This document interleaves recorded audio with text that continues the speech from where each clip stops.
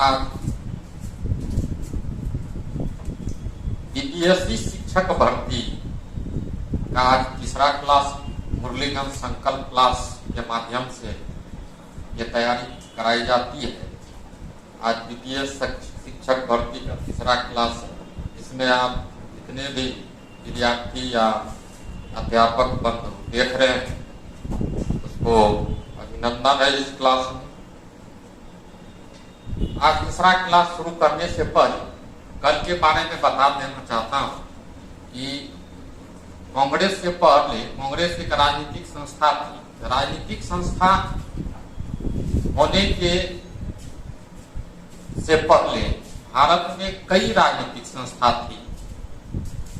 भारत में कई राजनीतिक संस्था थी, जैसे कल के क्लास में पढ़ाए थे land holder society, Bengal British India society और बंगाल ब्रिटिश एसोसिएशन और Indian league, Calcutta student association, Indian national conference.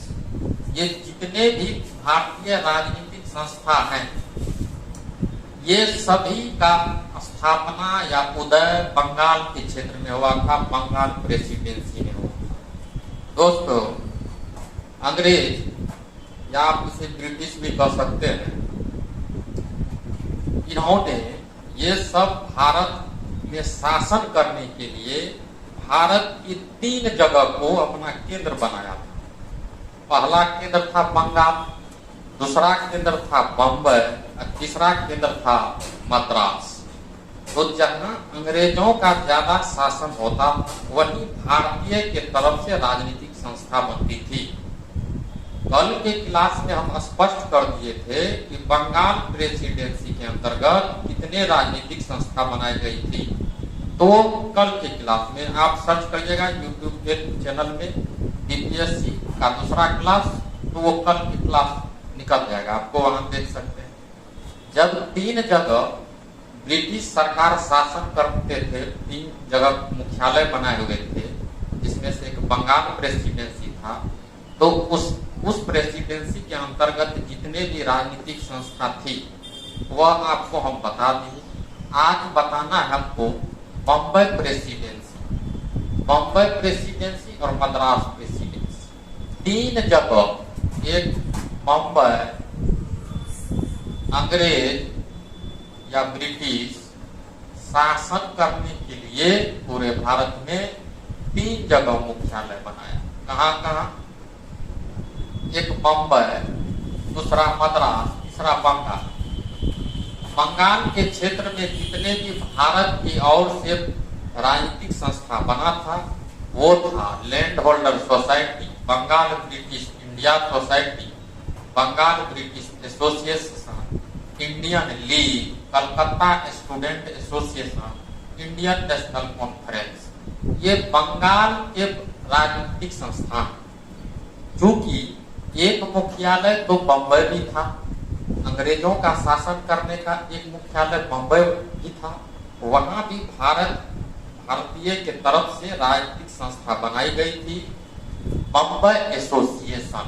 पहला बम्बई में जो राजनीतिक संस्था बनाई गई थी उसका नाम है बम्बई एसोसिएशन। 1852 में बन के तैयार हुआ था। इसको दादा भाई नौरोजी ने बनाई थी। दूसरा है पुनः सार्वजनिक सभा, यह 1870 में बना। इसे महादेव गोविंद रानाडे ने बनाया था। तीसरा बम्बई प्रेसिडेंसी एसोसिएशन, ये 1885 में बना था। ये बम्बई प्रेसिडेंसी एसोसिएशन जो राजनीतिक संस्था है यह 1885 में बना था और 1885 में कांग्रेस का भी स्थापना हुआ था। यहाँ कंफ्यूजन नहीं होना। बम्बई प्रेसिडेंसी एसोसिएशन नामक राजनीतिक संस्था 1885 में भी बना है और कांग्रेस की भी स्थापना 1885 में भी हुआ था। लेकिन जब कांग्रेस की स्थापना हुई थी उससे कुछ महीना पहले बम्बई प्रेसिडेंसी एसोसिएशन नामक राजनीतिक संस्था का गठन हुआ था। और बम्बई प्रेसिडेंसी एसोसिएशन को बनाने में 3 लोगों का मुख्य हाथ था। एक फिरोज शाह मेहता, दूसरा बदरुद्दीन तैयबजी, तीसरा केटी तलम। 3 आदमी मिलके बम्बई प्रेसिडेंसी एसोसिएशन बम्बई में एक राजनीतिक संस्था बनाया। 3 आदमी, फिरोज शाह मेहता, बदरुद्दीन तैयब जी, केटी तलम, ये तीनों को बम्बई का त्रिमूर्ति कहा जाता है। फिरोज शाह मेहता, बदरुद्दीन तैयब और केटी तलम, यह तीनों को बम्बई का त्रिमूर्ति कहा जाता है। ये तीनों मिलकर बम्बई प्रेसिडेंसी एसोसिएशन नामक राजनीतिक संस्था बनाया। और बंगाल में जितना भी राजनीतिक संस्था था वह हम बता दिए, और मद्रास में जितनी भी राजनीतिक संस्था थी वह बता दी। अब अंतिम में है मद्रास। कौन है? तो मद्रास। मद्रास में 2 राजनीतिक संस्था परीक्षा के दृष्टिकोण से बहुत महत्वपूर्ण है। पहला है मद्रास नेटिव एसोसिएशन, दूसरा मद्रास महाजन सभा। मद्रास प्रेसिडेंसी के अंतर्गत भारत के तरफ से 2 राजनीतिक संस्था बना, एक मद्रास नेटिव एसोसिएशन, दूसरा मद्रास महाजन सभा। मद्रास नेटिव एसोसिएशन 1852 में बना, और इसको कौन बनाया? तो इसको बनाया बुजलू चेट्टी। इसने बनाया तो बुजलू चेट्टी। और मद्रास महाजन सभा 1884 में बना, तो इसको कौन बनाया? इसको बनाया आनंद चार्लू तथा वीर राघवाचार्य। अब ये जितने भी राजनीतिक संस्था है ये सभी परीक्षा के दृष्टिकोण से इम्पोर्टेंट है, महत्वपूर्ण है। अब मन में एक सवाल आता होगा, क्या ये इतना ही राजनीतिक संस्था है? एकदम बिल्कुल नहीं, और सारे कई राजनीतिक संस्था है, लेकिन वे सभी राजनीतिक संस्थाओं को नहीं पढ़ना है, क्योंकि परीक्षा के दृष्टिकोण से इतना ही महत्वपूर्ण है। यही बार बार परीक्षा में रिपीट किया जाता है और इसी को याद रखना है। 3 ही क्षेत्र का राजनीतिक संस्था को पढ़े। कौन कौन? बंगाल, मद्रास और बम्बई। क्यों पढ़ रहे हैं 3 क्षेत्र के राजनीतिक संस्था को? इसलिए क्योंकि ब्रिटिशों का शासन करने का मुख्यालय यही 3 जगह था। इसीलिए तीनों जगह जो राजनीतिक संस्था बनी कांग्रेस के बनने से पहले, उसको जान लेना जरूरी है। अब आप बम्बई, मद्रास और बंगाल के अंतर्गत जितने भी राजनीतिक संस्था थी वो आप जान चुके हैं। यह जानना जरूरी हो जाता है। किसी भी टॉपिक को पढ़ने से पहले उसके पीछे का बैकग्राउंड और फीडबैक जानना बहुत जरूरी हो जाता है। हम बताए थे कि कांग्रेस को पढ़ने से पहले, कांग्रेस से पहले जितनी भी राजनीतिक संस्था थी उसको जानना जरूरी है। तो कांग्रेस से पहले अंग्रेज के शासन वाले क्षेत्र में जो राजनीतिक संस्था थी वो आप जान चुके हैं। इसमें 3 चीज याद रखना है इस राजनीतिक संस्था में। ये राजनीतिक संस्था बनाकर यह किसके द्वारा स्थापित किया गया? अब पढ़ते हैं कांग्रेस के बारे में। कांग्रेस से पहले जितने भी भारत में राजनीतिक संस्था थी वो हम सब बता दिए हैं। आज शुरू करते हैं कांग्रेस। इसको सभी आदमी देखिएगा, क्योंकि परीक्षा से यहाँ से भी सवाल पूछे जाएंगे। अगर कांग्रेस के बारे में जानकारी नहीं रहेगा तो पक्का है कि यूपीएससी शिक्षक भर्ती परीक्षा में भारतीय राष्ट्रीय आंदोलन से एक न एक क्वेश्चन कांग्रेस से होगा। आइए कांग्रेस के बारे में जानते हैं। सबसे पहले जानना चाहिएगा कि कांग्रेस बनने का नौबत क्यों आया। इसलिए नौबत आया कांग्रेस बनने से पहले कि देखिए, भारत जब गुलाम था तो उस पर ब्रिटिशों का अधिकार था। हम लोगों पे देश आजाद होने से पहले ब्रिटिशों का अधिकार था। हम लोग ब्रिटिश के अंदर थे, ब्रिटिश के गुलाम थे। और हम लोग का जैसे आज मोदी सरकार है, जब देश गुलाम था तो ब्रिटिश सरकार हुआ करते थे। जैसे आज मोदी सरकार, कुछ दिन पहले कांग्रेस के जो सरकार थे उसको कहते थे कांग्रेस की सरकार। जब देश गुलाम था तो तब उस समय का जो भारत में शासन चल रहा था उस समय ब्रिटिश सरकार कहा जाता था। ब्रिटिश सरकार के अंतर्गत भारत गुलाम था। हम लोग 15 अगस्त 1947 को आजादी मिली और ब्रिटिशों से छुटकारा मिला। तो ब्रिटिशों से छुटकारा मिलने से पहले 1885 में कांग्रेस बना। कांग्रेस बनने का नौबत क्यों आया, इसका बहुत इंटरेस्टिंग कहानी है। आधुनिक भारत में एक बहुत भयंकर विद्रोह हुआ था, आप लोग जानते होंगे। उसका नाम था 1857 का सिपाही विद्रोह। यहाँ लिखा हुआ 1857 का सिपाही विद्रोह। 1857 के सिपाही विद्रोह में भारतीयों ने जितने भी ब्रिटिश और अंग्रेज थे उसको पकड़ पकड़ के कूटा गया था। भारत के लोगों ने 1857 के क्रांति में पूरे ब्रिटिशों को, अंग्रेजों को कूट कूट के मारा था। और इस चीज को लेकर ब्रिटिशों के मन में एक डर बन गया कि कहीं न कहीं अगर भारतीय एक हो जाए तो कब हम लोग यहाँ से छुट्टी मिल जाएगा कहना मुश्किल। उस विद्रोह को 1857 के सिपाही विद्रोह को ब्रिटिशों ने तो दबा दिया, लेकिन उसके मन में एक डर हो गया कि कहीं न कहीं भारत से अगर हम पंगा लिए, भारत के साथ लड़े, ये लोग बहुत मार मारता। ये डर 1857 की क्रांति, 1857 के सिपाही विद्रोह में अंग्रेजों को पता चल गया। और यहाँ दो बात, एक, हालांकि वो 1857 का विद्रोह अंग्रेजों ने तो दबा दिया, लेकिन जीत होगी अंग्रेजों का, लेकिन ऐसा में जीत का क्या मतलब जो जीत के भी डर रहा। ऐसा हार ही अच्छा है जो हारे फिर भी मन बुलंद। यही बात हो गया था उस समय।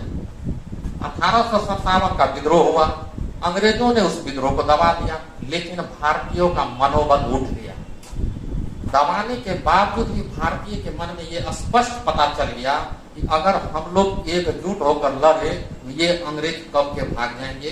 ये पता तब चला जब 1857 का सिपाही विद्रोह हुआ तब। ये भावना, अब एक प्रश्न पूछा जाता है कि भारत के लोगों के अंदर में राष्ट्रवाद की भावना कब आई? तो 1857 के क्रांति के बाद आई, क्योंकि 1857 में सभी भारतीय अंग्रेज को पकड़ के कूट दिए थे। हारने के बाद भी मन बुलंद था और अंग्रेज जीतने के बाद भी मन में डरा हुआ था। तो अंग्रेज चाह रहा था कि हम लंबा शासन करें, हम जल्दी भारत को आजादी नहीं करें, हम लंबा शासन करें और बहुत दिनों तक करें। इसके लिए वह लड़ना भी नहीं चाहता था, क्योंकि लड़ाई में हाल ही में लाभ फैले था 1857 में। तो वो चाह रहा था कि एक भारत जो चाहता है, भारत के लोग जो चाहता है उसको वो अधिकार दे। क्या करेगा अंग्रेज?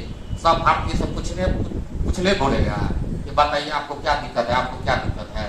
तो ऐसा नहीं करना। इसीलिए अंग्रेज भी चाहते थे कि एक भारतीय लोग ऐसे संस्था का निर्माण करें जो भारतीयों के अधिकार के लिए वो लड़े। अब भारतीयों का जो मांग होगा वो मेरे सामने रखे, हम उसको सहयोग करेंगे। ये अंग्रेज के मन में ये बात था। ये भारतीय का जो मांग है वह एक संगठन बनाए, वह मांग हमसे मांगे और हम उसकी मांग को पूरा करें। इसीलिए अंग्रेज भी चाहते थे कि एक राजनीतिक संस्था बने, अंग्रेज भी चाहते थे। और दूसरे तरफ सोचिए तो 1857 की जो क्रांति हुई थी उसमें जितने भी बुद्धिजीवी लोग थे, जो पढ़े हुए लोग थे, वो चाह रहे थे कि हम लोग ऐसा एक संगठन बनाए जो अंग्रेजों को टक्कर दे सके। मतलब भारतीय भी एक राजनीतिक संस्था बनाना चाहती थी और अंग्रेज भी एक भारतीय राजनीतिक संस्था बनानी थी। दोनों चाहती थी कि एक भारतीय राजनीतिक संस्था बने, लेकिन दोनों का मकसद, दोनों का अर्थ, दोनों का भावना अलग अलग था। भारतीय का भावना था कि ऐसे राजनीतिक संस्था का निर्माण हो जो अंग्रेजों को टक्कर दे सके। अंग्रेज चाहता था कि जो भारतीय लोग चाहते हैं ना, वह अधिकार हमसे मांगे, हम उसको अधिकार दें, लेकिन देश छोड़ के नहीं जाए, हम गुलाम बनना ये करें। तो दोनों का मकसद एक ही था, भारत में एक बेहतर राजनीतिक संस्था हो। प्रश्न पूछेगा आपसे, क्या कांग्रेस जैसी राजनीतिक संस्था बनाने के लिए सिर्फ भारतीय जिम्मेवार है? बिल्कुल नहीं, भारतीय भी जिम्मेवार है और अंग्रेज भी जिम्मेवार है। क्योंकि अंग्रेज को भी जरूरत था एक भारतीय राजनीतिक संस्था की, और भारत के अंदर पढ़े लिखे हुए लोग को भी जरूरत था एक राजनीतिक संस्था की। इसी बीच दोनों के सहयोग से, दोनों के हस्तक्षेप से एक राजनीतिक संस्था बना जिसका नाम हुआ कांग्रेस। आप लोग को समझ में आ गया होगा कि कांग्रेस का निर्माण क्यों हुआ। यह अंग्रेजों को भी जरूरत था और भारतीय को भी जरूरत था। कांग्रेस 28 दिसंबर 1885 ईस्वी में बना। कांग्रेस 28 दिसंबर 1885 ईस्वी में बना। यहाँ देख सकते हैं 28 दिसंबर 1885 में बना। कहाँ बना? तो बम्बई में बना। तो बम्बई में कहा? रोड पे बना? नहीं, रोड पे नहीं बना। गोकुल दास तेजपाल संस्कृत विद्यालय में कांग्रेस की स्थापना हुई। किस विद्यालय में? यह कई बार प्रश्न पूछा गया है कि कांग्रेस की स्थापना कहाँ हुआ है, तो बम्बई में हुआ है। तो बम्बई में कहाँ हुआ? तो बम्बई में गोकुल दास तेजपाल संस्कृत विद्यालय में हुआ। और किस तारीख को हुआ? तो 28 दिसंबर को हुआ। अब जब कांग्रेस बना तो आप लोग को हम अभी तुरंत बताएं कि कांग्रेस के निर्माण के लिए दो आदमी जिम्मेवार है, भारतीय एवं अंग्रेज दोनों। तो कांग्रेस का जो स्थापना करता था, निर्माण करता था, ए.ओ. ह्यूम थे। ए.ओ. ह्यूम अंग्रेज थे। और कहेंगे दूसरा संस्थापक कौन है? तो दूसरा संस्थापक एस.एन. बनर्जी थे। अगर कहेगा कांग्रेस का प्रथम संस्थापक कौन थे, तो ए.ओ. ह्यूम बोलेंगे, और दूसरा संस्थापक एस.एन. बनर्जी बोलेंगे। एस.एन. बनर्जी कहने का मतलब सुरेंद्रनाथ बनर्जी। पहला संस्थापक कौन? ए.ओ. ह्यूम। दूसरा संस्थापक कौन? एस.एन. बनर्जी। दो आदमी संस्थापक क्यों है? क्योंकि भारतीय भी चाहते थे कांग्रेस जैसी संस्था बने और अंग्रेज भी चाहता था भारतीय जैसी संस्था बने, इसीलिए इसके दो संस्थापक को याद रखना जरूरी है। प्रथम संस्थापक का नाम ए.ओ. ह्यूम और दूसरा संस्थापक का नाम एस.एन. बनर्जी। यहाँ तक समझ में आ गया। कांग्रेस कब बना? 1885 बना। क्या कौन तारीख को बना? 28 दिसंबर 1885 बना। कहाँ बना? तो बम्बई में बना। बम्बई के कहाँ? तो गोकुल दास तेजपाल संस्कृत विद्यालय में गठन हुआ। कौन गठन किया? तो ए.ओ. ह्यूम किया। भारत की ओर से कौन गठन करता था? तो दूसरा संस्थापक पूछेगा, एस.एन. बनर्जी बोलिएगा। एस.एन. बनर्जी, एस.एन. मतलब सुरेंद्रनाथ बनर्जी। अब आगे चलते हैं। जब कांग्रेस बना 1885 में, तभी कांग्रेस का नाम कांग्रेस नहीं था। तभी कांग्रेस का नाम था भारतीय राष्ट्रीय संघ। जब कांग्रेस 28 दिसंबर 1885 में बना, उस समय कांग्रेस का नाम कांग्रेस नहीं था। उस समय में कांग्रेस का नाम था भारतीय राष्ट्रीय संघ। और भारतीय राष्ट्रीय संघ इसका नाम था। दादा भाई नौरोजी ने भारतीय राष्ट्रीय संघ का नाम बदलकर भारतीय राष्ट्रीय कांग्रेस रखा। अब ये प्रश्न पूछेगा कि कांग्रेस की शुरुआती नाम क्या था? तो भारतीय राष्ट्रीय संघ। भारतीय राष्ट्रीय कांग्रेस कौन बदल के ये नाम रखा था? दादा भाई नौरोजी। दादा भाई नौरोजी के चलते इसका नाम भारतीय राष्ट्रीय कांग्रेस रखा गया। अब कांग्रेस तभी से हम बोल रहे हैं, तो कांग्रेस का मतलब भी जानना चाहिए। कांग्रेस का मतलब होता है लोगों का समूह। कांग्रेस का अगर कोई अर्थ पूछे तो कहिएगा कांग्रेस का अर्थ होता है लोगों का समूह। जब कांग्रेस का निर्माण हुआ था, जब कांग्रेस स्थापित हो रहा था गोकुल दास तेजपाल संस्कृत विश्वविद्यालय में, उस समय कांग्रेस की स्थापना में 3 आदमी मुख्य रूप से थे। 3 आदमी मुख्य रूप से रहना था। एगो ए.ओ. Hume, SN. बनर्जी और दादा भाई नौरोजी को रहना बहुत जरूरी था। लेकिन स्थापना के दिन एस.एन. बनर्जी नहीं थे। एस.एन. बनर्जी गए कहाँ? तो एस.एन. बनर्जी आपको कल के क्लास में बताए थे कि इंडियन एसोसिएशन नामक एक राजनीतिक संस्था, इंडियन एसोसिएशन नामक एक राजनीतिक संस्था थी बंगाल प्रेसिडेंसी में, जिसके संस्थापक एस.एन. बनर्जी थे। और इंडियन एसोसिएशन का जिस दिन यह स्थापना हो रहा था, उसी दिन एस.एन. बनर्जी इंडियन एसोसिएशन के भी संस्थापक थे, नहीं थे? इंडियन एसोसिएशन के संस्थापक थे। और जिस दिन कांग्रेस का स्थापना हो रहा था, उस दिन एस.एन. बनर्जी अपना खुद का बनाया हुआ राजनीतिक संस्था था इंडियन एसोसिएशन, उसका सम्मेलन चल रहा था। कहाँ पे? कलकत्ता में। तो अपने राजनीतिक संस्था के सम्मेलन में भाग लेने के लिए कलकत्ता चल गए और बच गए कौन? इधर ए.ओ. ह्यूम बच गए, दादा भाई नौरोजी। ये प्रश्न काफी इंपॉर्टेंट है कि जब कांग्रेस की स्थापना हो रही थी, उनमें से एस.एन. बनर्जी उपस्थित थे? नहीं थे। एस.एन. बनर्जी उपस्थित। कांग्रेस की स्थापना करने में एस.एन. बनर्जी का बहुत बड़ा योगदान है। लेकिन जिस दिन स्थापना हो रहा था, उस दिन एस.एन. बनर्जी नहीं थे। एस.एन. बनर्जी गए कहाँ? सुरेंद्रनाथ बनर्जी गए कहाँ? तो सुरेंद्रनाथ बनर्जी का भी खुद एक राजनीतिक संस्था था जिसका नाम था इंडियन एसोसिएशन, और उसका सम्मेलन चल रहा था कलकत्ता में। वो चल गए थे अपने सम्मेलन में भाग लेने के लिए। इधर कांग्रेस की स्थापना से गायब हो गए। ये प्रश्न कई बार पूछ चुका है, आप लोग के भी परीक्षा में पूछे जाएंगे। शुरुआत में कांग्रेस में 72 सदस्य थे। अब ये प्रश्न काफी इंपोर्टेंट है कि जब कांग्रेस की स्थापना हो रही थी तो कांग्रेस की शुरुआती दौर में कितने सदस्य, तो 72 सदस्य, 72। वह 72 सदस्य में सभी पढ़े लिखे हुए ही लोग थे, डॉक्टर, इंजीनियर, वकील थे, एक भी अशिक्षित व्यक्ति नहीं थे। 72 में 72 सब पढ़े लिखे और खास करके सब शहरी थे, न कि एक भी ग्रामीण थे और न कोई अशिक्षित थे। शिक्षित थे और शहरी लोग थे 72 संख्या में। इतना तक कांग्रेस के बारे में जाने। कांग्रेस का मतलब हो तो लोगों का समूह। अब इसको हम फिर से एक बार कांग्रेस के बारे में बता देते हैं कि कांग्रेस का स्थापना 28 दिसंबर 1885 ईस्वी में हुआ था। और कहाँ हुआ था? तो बम्बई में हुआ। बम्बई में कहाँ हुआ था? तो गोकुलदास तेजपाल संस्कृत विद्यालय में हुआ था, विद्यालय में हुआ था। तो इसके संस्थापक कौन है? तो दो संस्थापक का याद रखना है। पहला संस्थापक ए.ओ. ह्यूम होंगे, दूसरा संस्थापक एस.एन. बनर्जी कहलाएंगे। कांग्रेस जैसी राजनीतिक संस्था को बनाने में एस.एन. बनर्जी का मुख्य हाथ था। लेकिन जिस दिन कांग्रेस की स्थापना हो रही थी उस दिन एस.एन. बनर्जी नहीं थे। कहाँ थे? एस.एन. बनर्जी का भी खुद एक संस्था थी जिसका नाम था इंडिया एसोसिएशन। उसका खुद का एक राजनीतिक संस्था थी। उस दिन वह अपना सम्मेलन करने चल गए थे कलकत्ता। इसीलिए कांग्रेस के स्थापना दिवस पे एस.एन. बनर्जी गए थे। यह प्रश्न पूछा जाता है। अब कहिएगा कि इसका दो को संस्थापक होगे करेगा, इसलिए दो को संस्थापक याद रखना कि कांग्रेस भारत के लिए भी जरूरी था और अंग्रेजों के लिए जरूरी था। काहे जरूरी था पहले बताए थे। 1857 क्रांति में भारतीय पकड़ के कूटा था।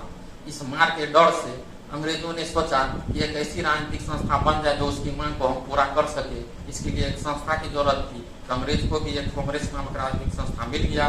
और भारतीय लोग जान चुका था कि अगर हम लोग एक जगह रहे तो एक जगह होकर हम इस अंग्रेज को बाहर कर सकते हैं। तो उसके लिए भी एक राजनीतिक संस्था का जरूरत था। कुल मिलाकर भारतीय और अंग्रेज दोनों को भी एक राजनीतिक संस्था की जरूरत था। उसी का उपज है कांग्रेस। इसीलिए इसके संस्थापक में एक अंग्रेज भी है जिसका नाम ए.ओ. ह्यूम है, दूसरा संस्थापक है एस.एन. बनर्जी। यह दोनों याद रखना है। शुरू में कांग्रेस का नाम भारतीय राष्ट्रीय संघ था और यह भारतीय राष्ट्रीय संघ का नाम दादा भाई नौरोजी ने नाम बदल कर इसको रखा भारतीय राष्ट्रीय कांग्रेस। भारतीय राष्ट्रीय कांग्रेस का मतलब होता है लोगों का समूह। शुरुआत में इस पार्टी में मात्र 72 लोग थे, सब शिक्षित थे, सब बुद्धिजीवी लोग थे, सब पढ़े लिखे। एक भी ग्रामीण इलाका के नहीं थे, न कोई अशिक्षित थे। कांग्रेस की स्थापना के समय 3 आदमी का मौजूद होना बहुत जरूरी था। एगो ए.ओ. Hume, SN. बनर्जी, दादा भाई नौरोजी। इसमें एस.एन. बनर्जी कलकत्ता अपने खुद के राजनीतिक संस्था का सम्मेलन चल रहा था कलकत्ता में, वहां चले गए। इसीलिए स्थापना के दिन ये गए थे। अब यहाँ तक आप बार बार इस वीडियो को देखिए। अब नेक्स्ट क्लास कल होगा। जय हिंद, जय भारत।